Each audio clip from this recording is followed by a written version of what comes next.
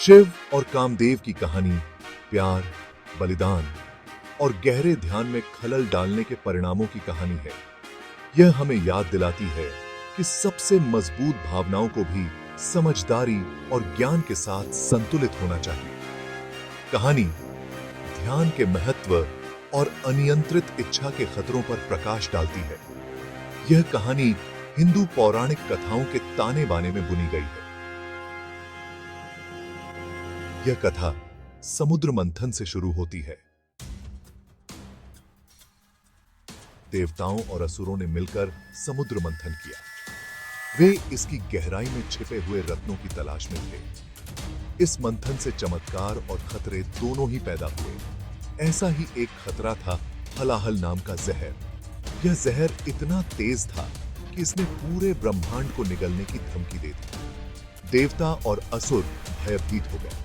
वे जानते थे कि केवल एक ही व्यक्ति के पास इस जहरीले जहर को बेअसर करने की शक्ति है। वे विनाश और सृजन के देवता शिव की ओर मुड़े। मंथन की उथल पुथल से एक और खतरा पैदा हुआ। राक्षस तारकासुर। तारकासुर कोई साधारण राक्षस नहीं था। उसके पास बहुत अधिक शक्ति थी। ब्रह्मा जी से मिले वरदान ने उसे लगभग अजेय बना दिया था। केवल शिव पुत्र ही उसे हरा सकता था। देवता निराश हो गए। शिव अपनी प्रिय सती के खोने के गम में डूबे हुए गहरे ध्यान में चले गए थे। वे अपने दुख में खोए हुए अप्राप्य लग रहे थे। देवता जानते थे कि तारकासुर को हराने के लिए उन्हें शिव की मदद की जरूरत है, लेकिन वे उन्हें उनके गहरे ध्यान से कैसे जगा सकते हैं? उठे सब्बे सीसा।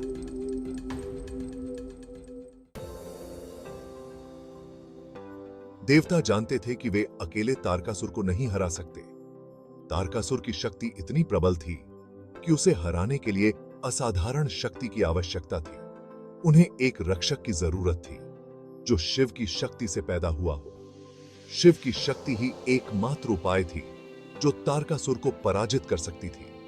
लेकिन शिव अपने दुख में खोए हुए थे, दुनिया की दुर्दशा से बेखबर। उनकी तपस्या इतनी गहरी थी कि कोई भी उन्हें विचलित नहीं कर सकता था। देवताओं ने पहाड़ों के राजा हिमवान के पास जाने और उनकी बेटी पार्वती का हाथ शिव से विवाह के लिए मांगने का फैसला किया। उन्हें विश्वास था कि पार्वती ही शिव को उनकी ध्यान की अवस्था से बाहर ला सकती है।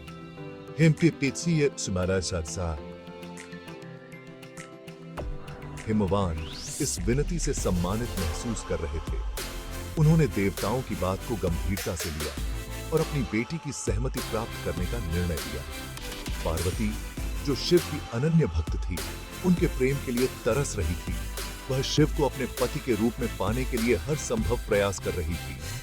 उन्होंने उनका दिल जीतने के लिए कठोर तपस्या की। उनकी तपस्या इतनी कठिन थी कि देवता भी उनकी दृढ़ता से प्रभावित हुए बिना नहीं रह सके। देवताओं को उम्मीद थी कि पार्वती का प्यार और भक्ति शिव को उनकी ध्यान की अवस्था से जगाने की कुंजी हो सकती है।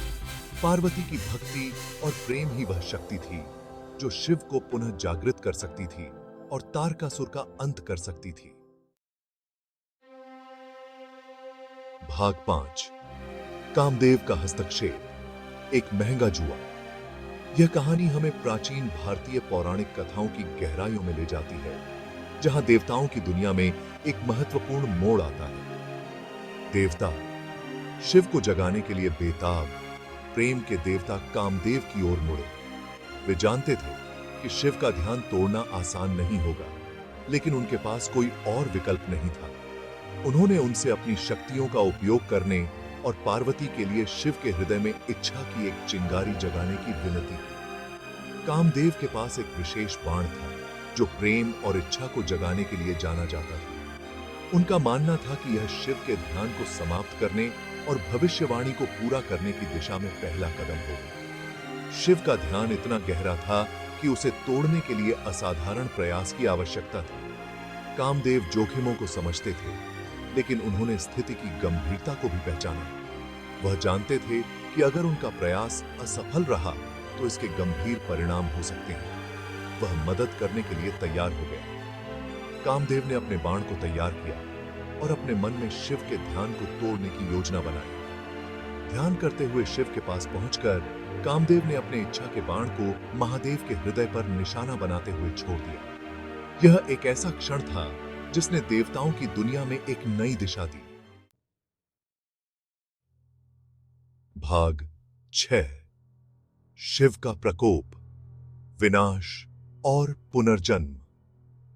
अपने गहरे ध्यान से विचलित होकर शिव की तीसरी आंख, अग्नि की आंख, रोष में खुल गई। शिव की निगाहों की तीव्रता से भस्म होकर कामदेव तुरंत राख हो गया। शिव के क्रोध की शक्ति के आगे दुनिया कांप उठी।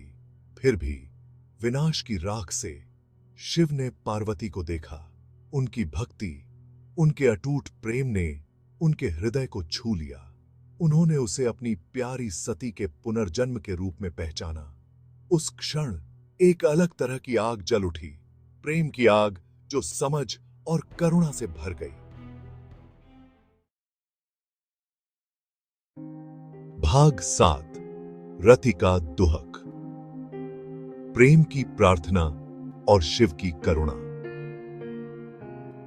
कामदेव की प्रिय रति गमगीन थी। उसका दुख पूरे स्वर्ग में गूंज उठा क्योंकि उसने शिव से अपने पति को वापस करने के लिए विनती की। शिव उसके प्यार और कामदेव द्वारा किए गए बलिदान से प्रेरित होकर आशा की एक किरण की पेशकश की। उन्होंने बताया कि कामदेव का सार पुनर्जन्म लेगा, भौतिक रूप में नहीं बल्कि अनंग के रूप में, निराकार के रूप में। अनंग सभी प्राणियों के हृदय में निवास करते रहेंगे, यह सुनिश्चित करते हुए कि प्रेम हमेशा ब्रह्मांड में एक प्रेरक शक्ति बना रहे। भाग 8 शिव और पार्वती का मिलन, संतुलन बहाल। शिव पार्वती की भक्ति से उनका हृदय छू गया और उन्हें अपना सच्चा प्यार पहचानकर उनसे विवाह करने के लिए तैयार हो गए। उनका मिलन एक ब्रह्मांडीय उत्सव था जो पुरुष और स्त्री दिव्य के बीच संतुलन था। त्रासदी और आशा दोनों से जन्मा यह मिलन दुनिया के लिए एक नए युग का वादा करता था। शिव के दुनिया में वापस आने के साथ संतुलन और आशा की भावना बहाल हो गई। दुनिया अब विनाश के कगार पर नहीं थी। भविष्यवाणी पूरी हो सकती है। हालांकि तारकासुर का खतरा अभी भी मंडरा रहा था।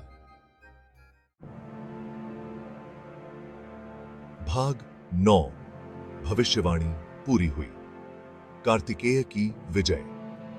शिव और पार्वती के मिलन से युद्ध के देवता कार्तिकेय का जन्म हुआ। देवताओं द्वारा पाले और प्रशिक्षित कार्तिकेय को अपने पिता की ताकत और अपनी मां की अटूट भावना विरासत में मिली। वह राक्षस तारकासुर का सामना करने और उसे मिटाने के लिए नियत था। लड़ाई महाकाव्य थी, दिव्य पराक्रम बनाम राक्षसी रोष का टकराव। अंत में कार्तिकेय ने अपने वंश की शक्ति और देवताओं के आशीर्वाद का उपयोग करते हुए तारकासुर पर विजय प्राप्त की, दुनिया को उसके अत्याचार से मुक्त कराया।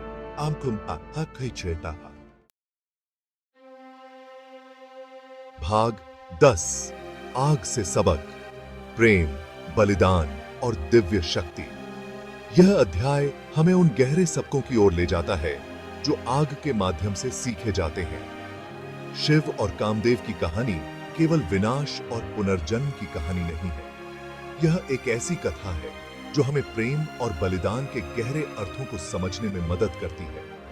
यह प्रेम, बलिदान और अनियंत्रित इच्छा के परिणामों की गहन खोज है। यह कहानी हमें इससे भी दिखाती है कि कैसे प्रेम और बलिदान के कार्य हमारे जीवन को गहराई से प्रभावित कर सकते हैं। यह हमें सिखाती है कि सबसे शक्तिशाली भावनाओं को भी ज्ञान और समझ के साथ नियंत्रित किया जाना चाहिए। ध्यान और आत्म नियंत्रण के माध्यम से ही हम अपने भीतर की शक्तियों को सही दिशा में ले जा सकते हैं। कामदेव का बलिदान हमें याद दिलाता है कि नेक इरादों के भी अप्रत्याशित परिणाम हो सकते हैं। यह बलिदान हमें यह भी सिखाता है कि कभी-कभी हमें अपने व्यक्तिगत इच्छाओं को त्यागना पड़ता है। शिव का प्रकोप गहरे ध्यान को भंग करने के खतरों और अपने क्रोध पर नियंत्रण के महत्व के बारे में एक सतर्क कहानी के रूप में कार्य करता है। यह हमें यह भी सिखाता है कि क्रोध को नियंत्रित करना कितना महत्वपूर्ण है। अंततः यह प्रेम, क्षमा और सभी चीजों के परस्पर संबंध की शक्ति के बारे में एक कहानी है। यह हमें यह भी सिखाती है कि प्रेम और क्षमा के माध्यम से हम किसी भी कठिनाई को पार कर सकते हैं और जीवन में सच्ची शांति पा सकते हैं।